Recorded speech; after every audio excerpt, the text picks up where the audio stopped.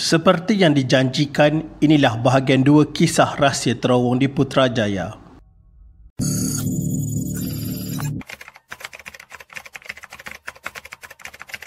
Monorel Putrajaya atau Putrajaya Monorel merupakan sebuah rangkaian monorel di Putrajaya yang telah ditangguhkan. Pada asalnya, Putrajaya dirancang untuk mempunyai sebuah sistem aliran ringan. Malah terowong untuk sistem ini telah dijalankan. Tetapi selepas rancangan ditukar, rancangan monorel terpilih. Monorel ini dicadangkan mempunyai 2 aliran. Satu sepanjang 12 km dengan 17 buah stesen. Satu lagi sepanjang 6 km dengan 6 buah stesen. Pembinaan ini terhenti pada tahun 2004 dan mungkin akan diteruskan lagi bandar ini bertambah bilangan penduduknya.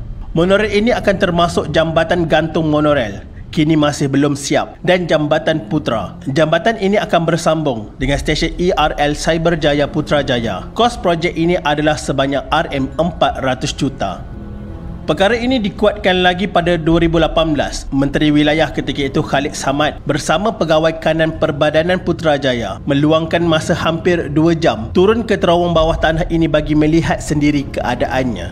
Ternyata ia masih teguh dan kukuh dan sedia digunakan semula jika kerajaan sedia untuk menggunakan semula terowong ini. Itu adalah untuk nak hidupkan kembali projek monorel Putrajaya kerana infranya sudah wujud, jambatan yang tergantung dan ada juga dia punya terowong untuk projek monorel ini.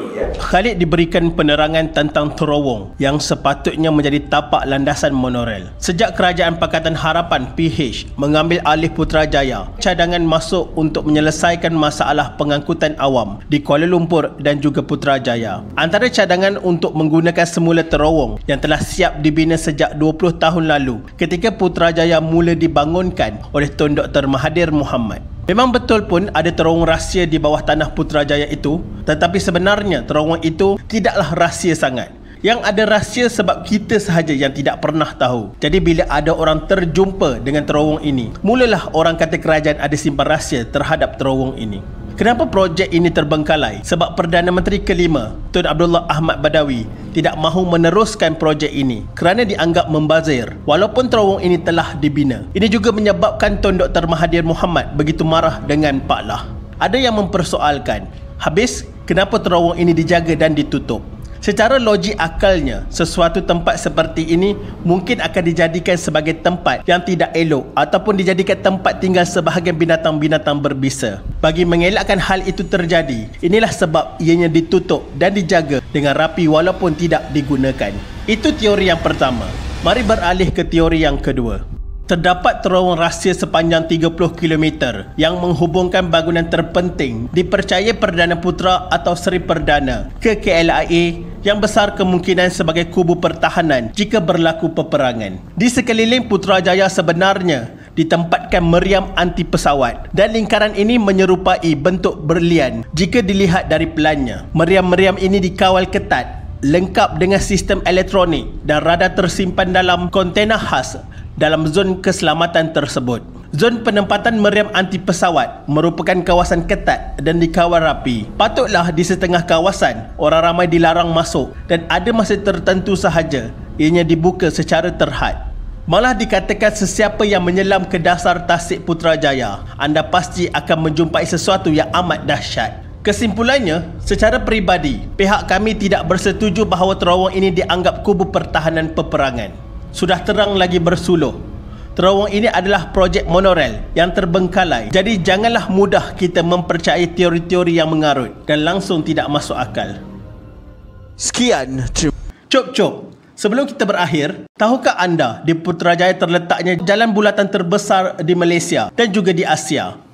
Sebenarnya, sesiapa sahaja yang masuk ke Putrajaya pasti akan melalui bulatan ini. Tapi, pengunjung biasanya tidak akan sedar bahawa laluan yang digunakan itu adalah sebuah bulatan sebab ianya mengelilingi sebuah bukit. Anda akan menyangka itu adalah jalan biasa sebab kita tidak akan nampak bentuk keseluruhan bulatan tersebut. Hakikatnya, ia adalah jalan berbentuk bulatan dengan saiz gergasi.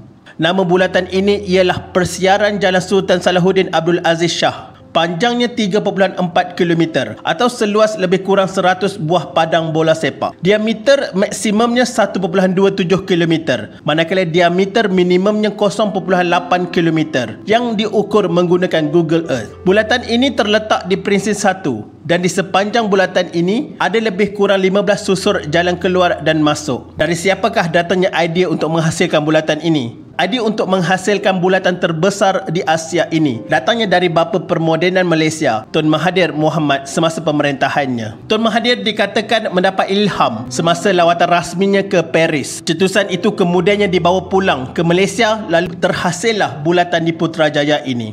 Untuk pengetahuan anda, di bulatan ini terletaknya pejabat Perdana Menteri, Istana Melawati, Shangri-La Hotel Putrajaya dan Taman Putra Perdana yang menjadi mercu tanda Putrajaya. Tetapi terdapat pertikaian yang mengatakan bahawa The Savannah yang terletak di Port of Spain mempunyai bulatan yang terbesar di dunia juga. Pertikaian bermula selepas Malaysia merupakan negara pertama yang mendakwa mempunyai bulatan terbesar di dunia, dan selepas itu Savannah yang tidak pernah mengeluarkan apa-apa kenyataan sebelum itu mendakwa mereka memegang hak bulatan terbesar di dunia dengan diameter 3.5 km.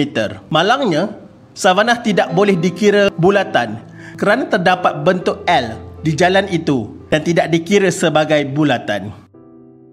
Sekian, terima kasih.